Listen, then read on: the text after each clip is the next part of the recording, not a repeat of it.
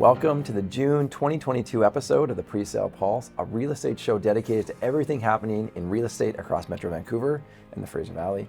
Now, housing sales in Metro Vancouver fell for a second consecutive month as the resale market continues to soften. Now, upward pressure on home prices has begun to ease in the housing market over the last 2 months, yet just how hard this lever is being pulled in any given direction is still under the influence of supply, the increased choice for buyers, the tightening loan environment, interest rates of course, and the general market uncertainty have really led to the first price declines in our marketplace in over 2 years.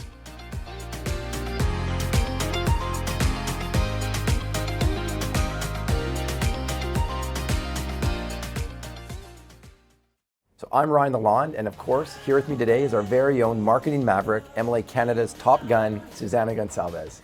Thanks, Ryan. Suze, what's the call sign? My call sign is Swaggy. Swaggy. Swaggy. Oh, they call me Hatchet. Let's keep it going. Should we send the link out to the app so people know what we're talking about? Yeah, that's a good idea. Let's check the comments below. I think it's worth your time. Now, if you are new to the channel, the Pre-sale Pulse is all about recapping both the pre-sale and the resale marketplace over the past 30 days. We want to touch on everything trending in our industry and ensure our subscribers feel like they have their fingers on the pulse and become real estate intelligent. Now, in today's episode, we'll be speaking to the strong macroeconomic levers that are driving our market, the calmer, more typical seasonal levels of sales activity we're seeing and why, and an inside perspective on some of the pre-sale projects hitting the marketplace. Okay, let's open things up by taking a look at Canada's economic outlook. Now, the big picture is that the Canadian economy as a whole showed surprisingly healthy performance in Q1. Canada's Q1 GDP growth blew past expectations. This is important because it means that the Canadian economy has now recovered better from the start of the pandemic than that of our American neighbor. And that's a huge sign of productivity across the nation. In particular, the Canadian labor market has been extremely robust, approaching what economists are now terming full employment. And what that really means, Susanna's going to break it down for us. Well, as both wage pressures increase and cost of goods soar, businesses will have to pass these increases off to consumers. For our industry, this means increased labor costs on top of rising construction costs for developers. And while the Canadian economy is well positioned overall, it's clearly not immune to the broader economic uncertainty that has clouded global markets. So let's talk more macro. Emerging countries, which are especially vulnerable to inflation woes, they have been sharply increasing interest rates at a far faster rate than what we're seeing in developed countries. This is a thing. It's meaningful for a number of reasons. Most importantly, with higher interest rates comes tough investment headlines, and global investors begin to look for safer havens to place capital. Canada is part of that list. Now, European countries continue to be especially impacted by the Russian-Ukraine conflict, with worries Russia may cut off gas exports to European countries as the crisis escalates. Now, in the US, the stock market is also reacting. It's experiencing a bear market territory. This is the first presentation of this type of market in nearly 2 years. Taken together, this means that all eyes were on the Bank of Canada, which met on June 1st and hiked the overnight point an additional 50 basis points, while signaling even more aggressive moves to come if necessary. And with that, let's take a look at how the pre-sale market is faring in the midst of the recent market shifts. In general, we've seen in the last 60 days a noticeable increase in motivation and incentives to support active pre-sale programs. Executive on the Park in West Vancouver, for example, is offering 5 years of strata fees included with purchase. This is just one example of several to come. There are a range of projects offering extremely competitive purchaser and realtor credits and bonuses. This is often an early sign of a softening market as developers try to sell the back half of their inventory or to get to construction financing if they are in a tempo phase. Our expectation is that this will continue for the next 60 days. So let's talk May. We saw 14 projects launch, bringing approximately 2,300 units to the marketplace across Metro Vancouver. Same month absorptions were actually fairly robust. They hung at 32%, bringing pre-sale absorptions into historic averages for the first time this year. This is important because we're talking about historic averages. Yeah, June is also expected to be strong and carry through this trend. We are forecasting the launches of 16 projects, accounting for over 3,000 units coming to market. The big question is how many are currently reevaluating their market position given escalating costs and changes in market demand. It seems as if many developers who were planning on going ahead and releasing their inventory are now re-looking at whether or not now is the right time. Now, this is obviously a very significant number of releases. June of 2021 saw the release of approximately 1,500 units. That's half of what we're forecasting for this month in a downward trending market. So I think it's fair to say I would not be surprised if at the end of the day we don't see the full 3,000 come to market and some will reevaluate. I think it's important, right? In particular, we're seeing a flurry of activity in Burquitlam with Band, Alina, Elmwood to launch within very close timeframes. That might be one of the hottest communities in terms of new launches. The strong launch activity is bringing increased prospects and attention to this neighborhood. It's something that we're going to keep a very close eye on. The industry is really watching to try to understand what we can learn from that market and apply to others. Yeah, now speaking of that market, Band by Townline is the most recent collaboration by Townline and Quadrio located in Burquitlam, adjacent to Landmax Presidia and Anthem's Jinju. Band is differentiating themselves in the market through their lock-off units, which are unique inclusions in a tower. Lock-off homes can be challenging to get approvals for, but are generally attractive to investors and first-time homeowners as well.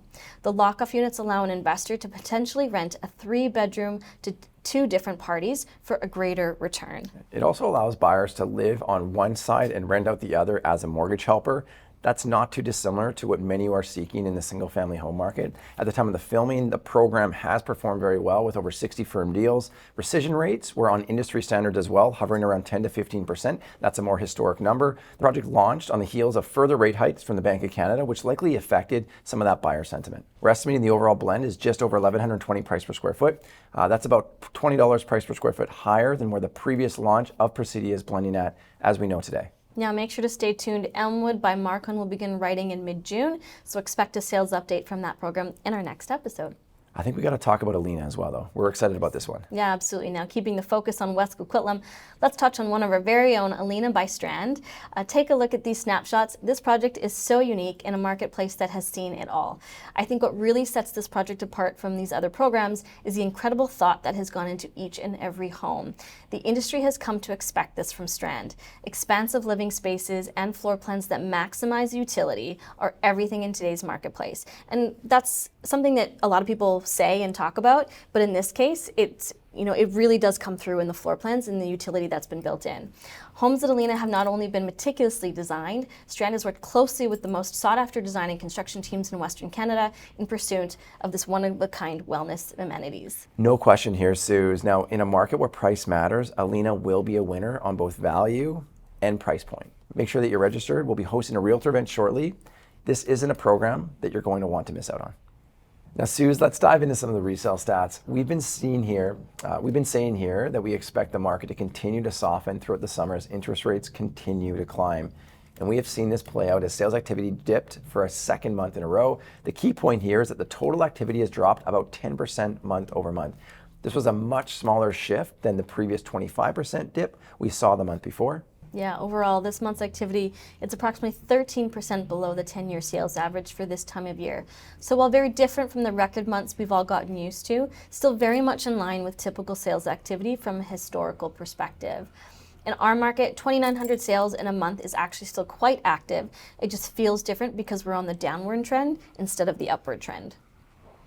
The cooling has allowed for more much-needed inventory to come onto and remain on the market, with a modest increase in listings from April and the leveling off of pricing, creating far less multiple bid conditions.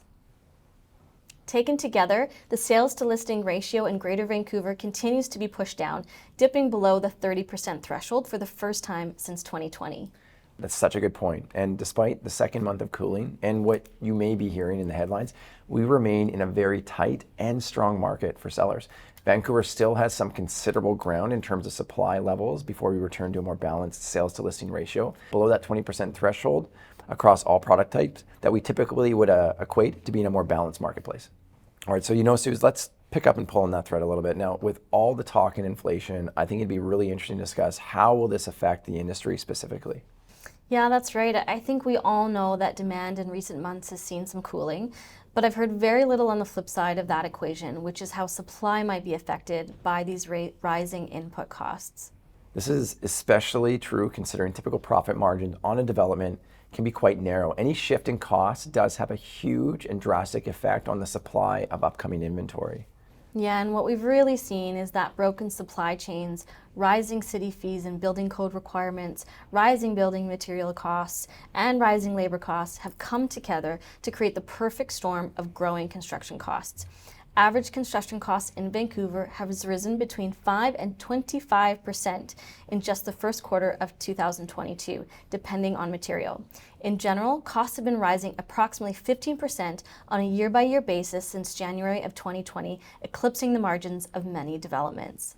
And with these rising costs, developers may become more conservative with project launches, creating just yet another strain on supply. Now, it's very likely that we will start seeing developers selling only units that they have to in order to meet the financing and construction obligations and hold back the remainder. So developers are really going to want to understand the cost environment that they're selling into and attempt to mitigate as much risk as possible through minimizing pre-sale transaction. The big fear is that they will be selling homes below replacement value. And so another way of saying that, or thinking about that, is that they are selling homes below cost. They are losing money on every transaction. Now think about that concept for a moment. And all this coming at a time when buyers were hoping to finally have a brief respite in inventory problems. Yeah, so just to reiterate that, their costs are higher than their revenues. So this will, and keep in mind raising interest rates too, because that's a cost developers have to take on as well. It's not just homeowners. So this will potentially put projects on hold if the numbers don't work. And in fact, in order to really understand some of the dynamics behind the record price appreciation we just had, we actually have to go back to 2018 when we saw a significant depression in new housing starts.